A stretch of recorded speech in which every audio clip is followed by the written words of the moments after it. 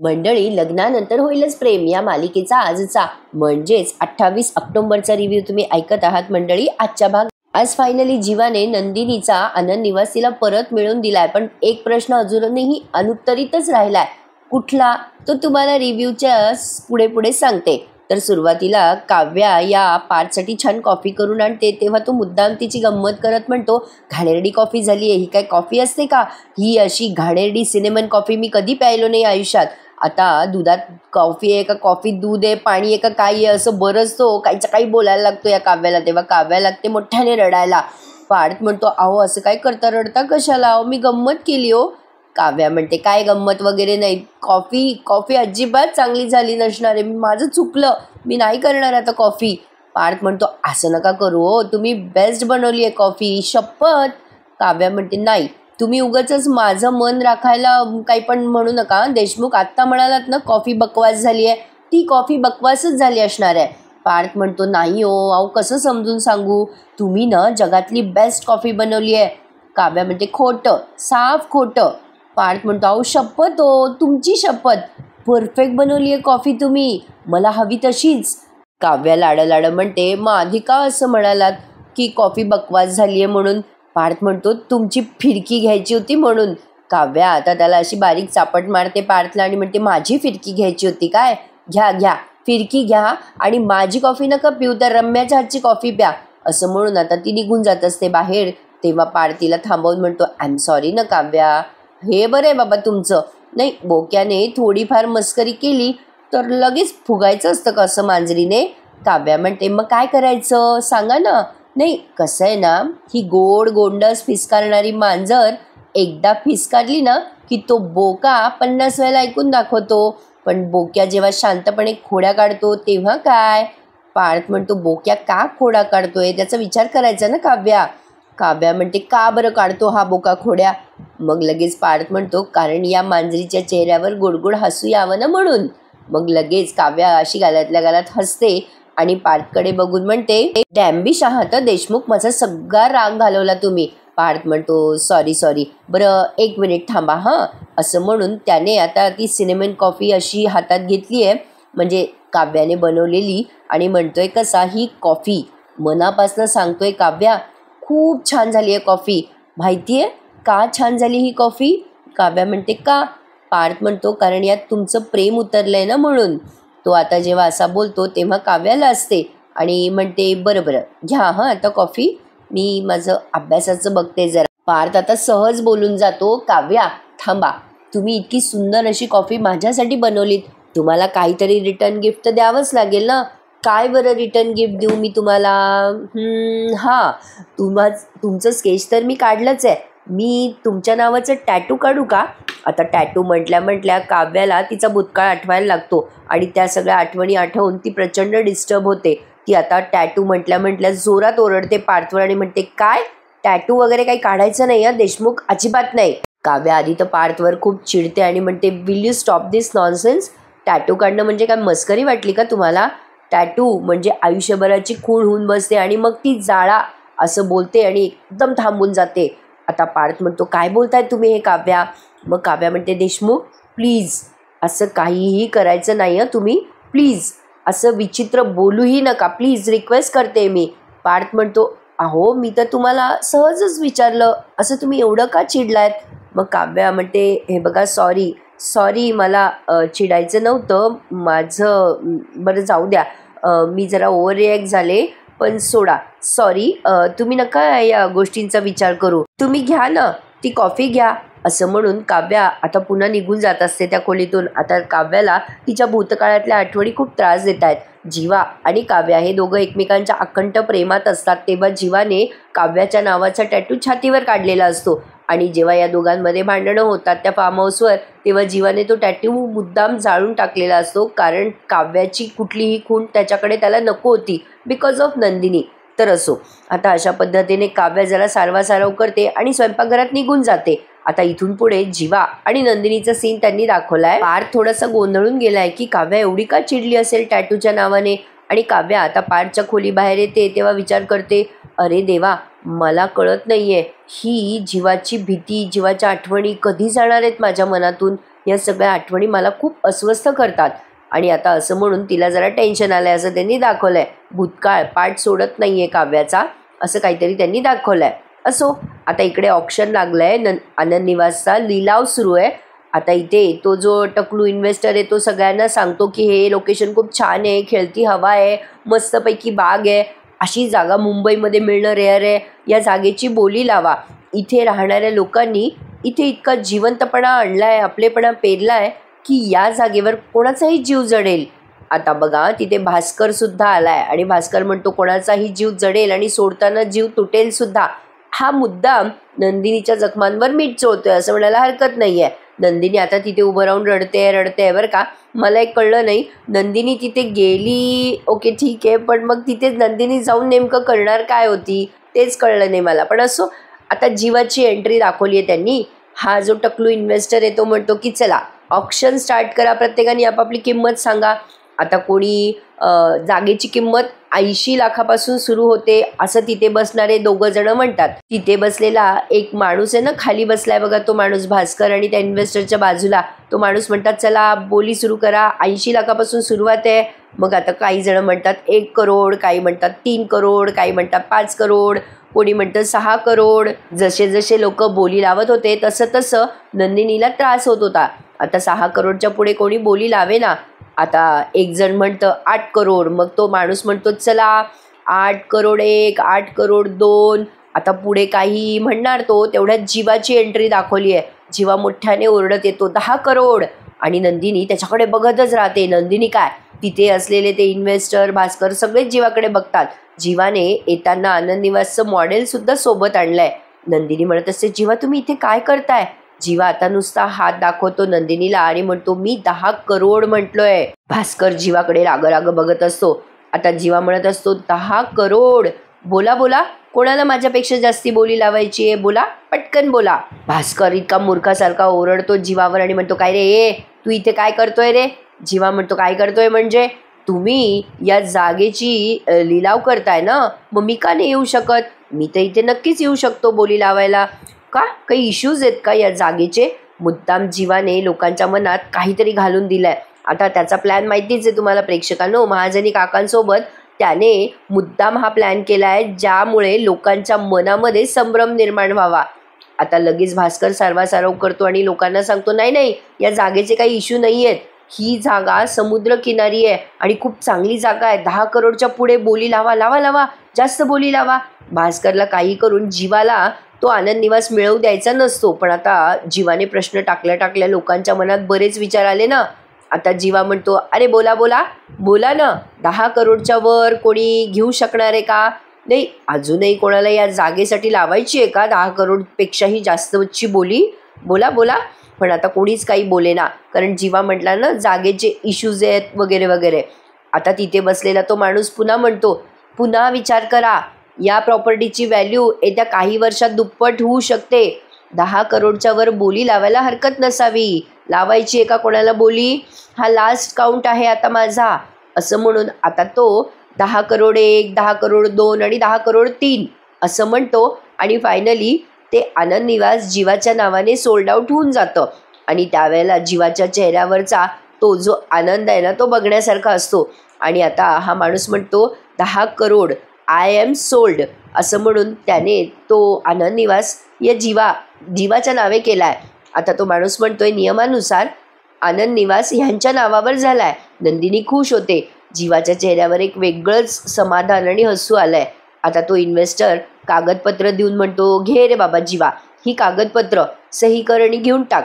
आता आनंद निवासचं मॉडेल त्याने खाली ठेवलंय टेबलावर आणि आता तो जरा भास्करला वाटेल तसं बोलून घेतो जीवा, कारण आता त्याच्या हातात बाजी आली आहे ना. म्हणून जीवा आनंद निवासच्या फाईलचे जे पेपर आहेत ना ते मुद्दाम त्या भास्करच्या समोर असे फिरवत असतो आणि म्हणत असतो माझ्या दादाने ना मला एक गोष्ट सांगितली होती, मुद्दाम तुम्हाला सांगतो बरं का. आता बोलताना मुद्दाम भास्करकडे बघतो आणि सांगताना मुद्दाम इन्व्हेस्टरकडे बघून सांगतोय जीवा आणि म्हणतो कसा, नशीब ही अजब गोष्ट असते बरं का.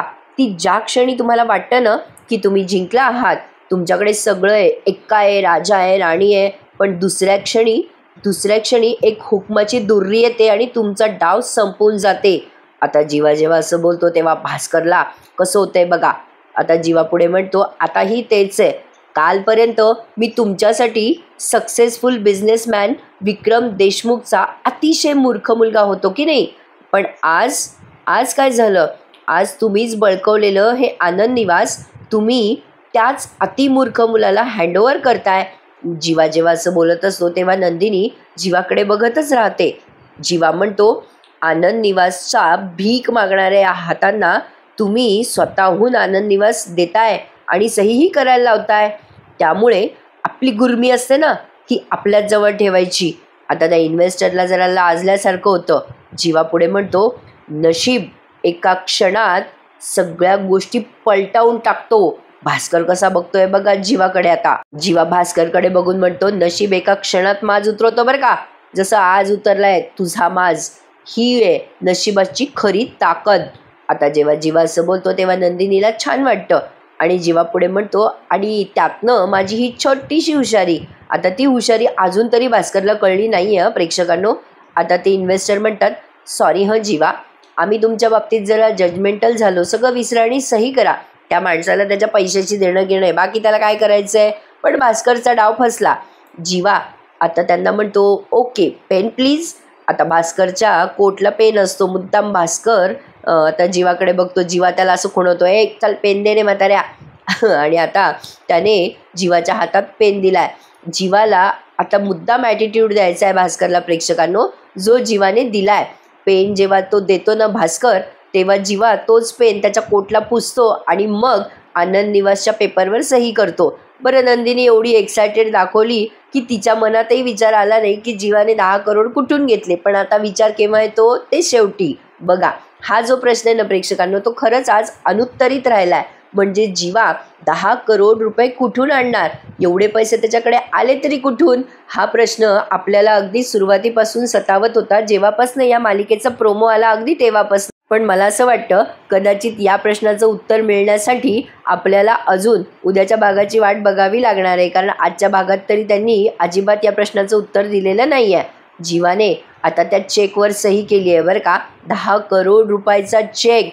आता तो चेक तो सही करतो आणि त्या भास्करला मुद्दाम दाखवतो आणि म्हणतो, 10 करोड रुपयाचा चेक घ्या, असं म्हणून त्याने त्या इन्व्हेस्टरला तो चेक दिला आहे बरं का. इन्व्हेस्टर खुश झाला आहे. त्याला काय, त्याच्या दिलेल्या किमतीच्या बदल्यात 2 करोड रुपये एक्स्ट्रा मिळाले आहेत. त्याने 8 करोडला तो बंगला विकत घेतला होता प्रेक्षकांनो, आणि आता त्याला तो 10 करोड रुपये म्हणजे 2 करोडचा त्याला फायदाच झाला. त्यामुळे त्याला काही घेणं देणं नाही आहे. पण भास्करचा जो बदला वगैरे घ्यायचा प्लॅन होता तो इथेच फेल झाला.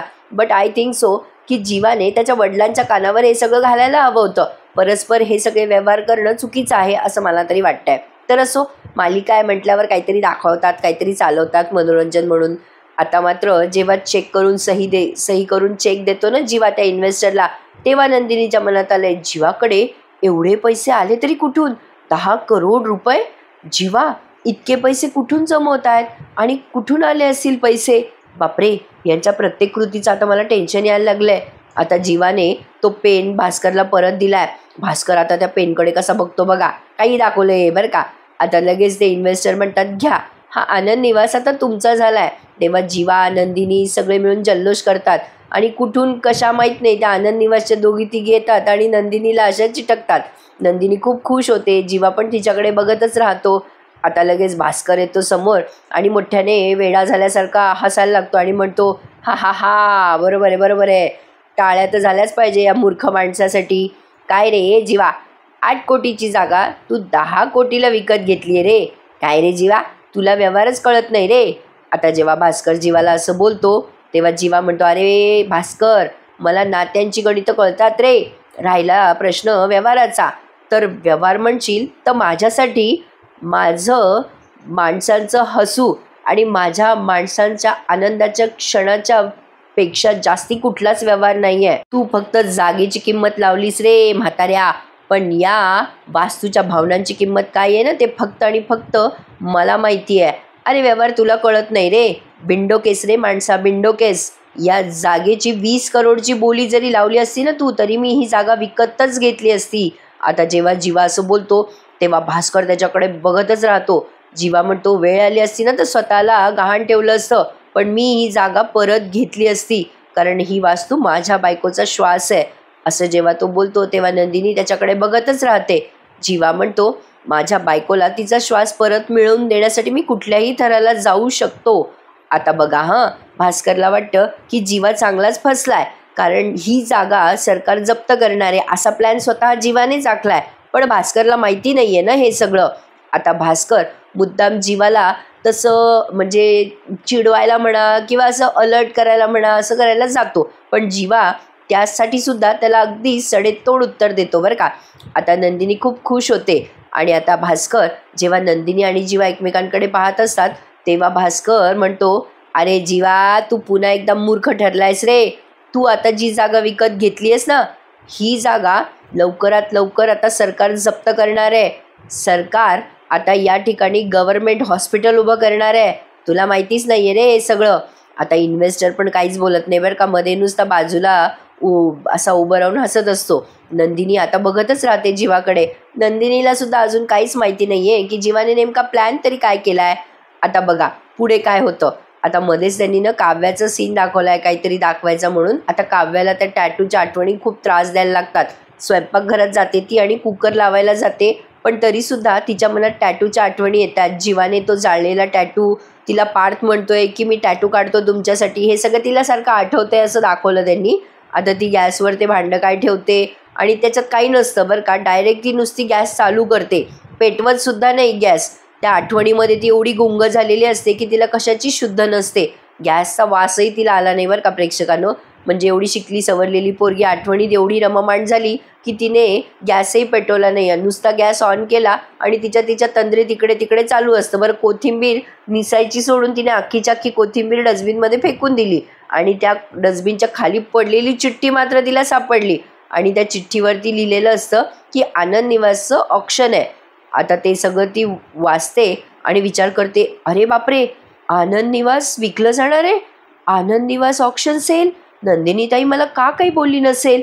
आता हे सगळं काव्याला कळलंय असं त्यांनी दाखवलं, पण गॅस मात्र अजून चालूच आहे, जो काव्याने काही अजून बंद केलेला नाही आहे. इकडे नंदिनीसाठी फार मोठा धक्का आहे. नंदिनीला माहितीच नाही की ही जागा सरकार जप्त करणार आहे. आता नंदिनी त्या भास्करचं ऐकून एकदम आश्चर्यचकित होत जीवाला म्हणते, काय म्हणताय जीवा, ही जागा सरकार घेणार आहे, हे काय बोलताय जीवा. आता जीवा इतका कॉन्फिडंट दाखवला या क्षणाला की बघतच राहा. जीवा लगेच म्हणतो, शांत हो नंदिनी, शांत हो. अगं या म्हाताऱ्याचा गोड गैरसमज झालाय ग. ए भास्कर, लक्षात ठेव, या जीवाचं सरकार जीवा स्वतः आहे, बघायचं का तुला, बघायचं. असं म्हणून लगेच त्याने महाजनी काकांना आवाज दिलाय, पण तो आवाजही जरा वेगळ्या स्टाईलमध्ये दिलाय. जीवा आता मोठ्याने शिट्टी मारतो तेव्हा महाजनी काकाची एंट्री झाली आहे. नंदिनी हे सगळं बघतच राहते, कारण नंदिनीसाठी हे फार मोठं सरप्राईज आहे. आता बघा जीवा महाजनी काकाला बघून खुश झालाय. महाजनी काका आता नंदिनीकडे बघतात आणि जीवा आणि महाजनी काका एकमेकांना मिठी देतात आणि मग जीवा भास्करकडे बघतो. भास्करचं तोंड असं झालेलं असतं काळं पिवळं पांढरं निळं की विचारू नका. भास्कर बघतच राहतो महाजनी काकांकडे आणि त्याला हे कोडं सुटतच नाही. मग जीवा म्हणतो की meet my partner in crime mister Shekhar Mahajani, हे आहेत सरकारी ऑफिसर. लगेच भास्कर म्हणतो, हे काय आहे, म्हणजे तुम्ही तर सरकारी अधिकारी होतात ना, चंद्रकांत सरपोतदार. आता महाजनी काका आणि जीवा एकमेकांना टाळ्या देत मोठ्याने हसायला लागतात. जीवा भास्करला म्हणतो, काय रे म्हाताऱ्या भास्कर, तुला अजून पण कळलं नाही का तुझा गेम झालाय. अरे हा सरकारी माणूस नाही आहे, हा माझा माणूस आहे, माझा माणूस. काय भास्कर, अरे ही जी जागा आहे ना, ही जागा ही वाट वाकडी करून मिळवलेली माझी जागा आहे.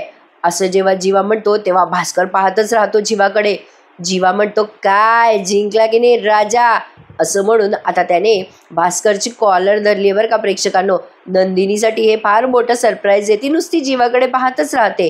जीवाने तिरपांगड्या मार्गाने ही जागा मिळवली, त्याची आयडिया एकदम भारी होती. पण शेवटी आनंद निवास नंदिनीचा झाला तर मग सगळ्यांचा जीव भांड्यात पडला.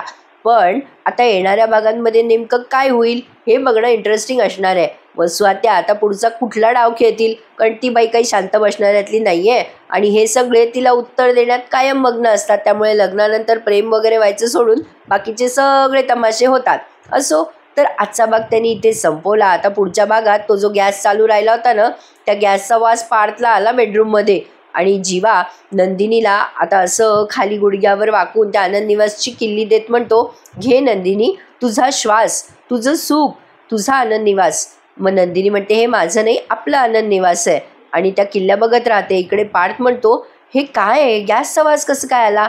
आता पटकन त्याने गॅस बंद केला आणि काव्याला म्हणतो, काय चाललंय हे सगळं. अहो तुम्ही लाईट लावला असता तर आत्ता ब्लास्ट झाला असता.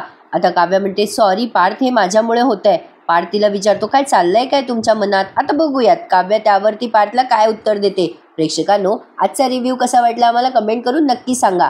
तब्येत बरी नाहीये, आवाज भयंकर बसलाय, त्यामुळे कालचा रिव्ह्यू देता आला नाही. आजचा TTMचा रिव्ह्यू अजून आलेला नाहीये, आल्या क्षणी लगेच देईल. आजचा हा लग्नानंतरचा रिव्ह्यू कसा वाटला नक्की सांगा. चॅनलला सबस्क्राईब करा, लाईक करा आणि उद्या भेटूयात पुन्हा एकदा. तोपर्यंत टेक केअर मंडळी.